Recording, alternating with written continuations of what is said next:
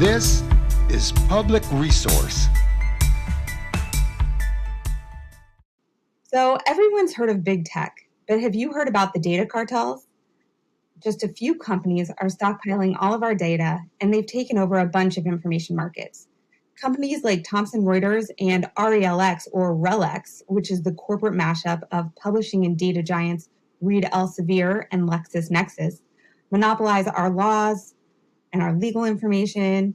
They monopolize our scientific and scholarly research. They monopolize a lot of our up-to-date financial data, some types of news sources, and even the most creepy type of information, our personal data. These companies block us from seeing the most important public information while simultaneously selling off our most private personal information to people like our bosses, our banks, our landlords, and even the police. They use anti-competitive tricks and tools to squash competition, and they drive up prices by forcing consumers to sign non-disclosure agreements and pay exorbitant fees to see information. The data cartels mess with our ability to seek and receive information, or as librarians like to call it, our intellectual freedom, in two ways. First, the companies put up paywalls around their information, and it's the kind of information that we need in order to make responsible legal, health, and financial decisions. Their paywalls are a kind of financial censorship.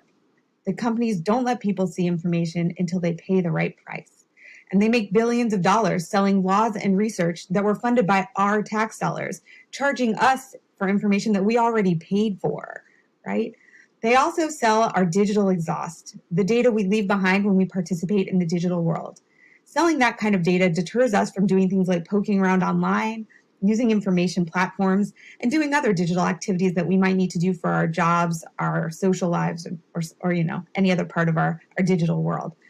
So RELX and Thomson Reuters zealously protect their private information libraries and charge us a premium to see them, but they don't protect our privacy. And in fact, they expose us to surveillance. So I know that we've all heard of companies like Google and Amazon and Facebook and those other big tech giants. But if you ask me, it's time we hear more about big data and learn more about these data cartels and their anti-competitive activities.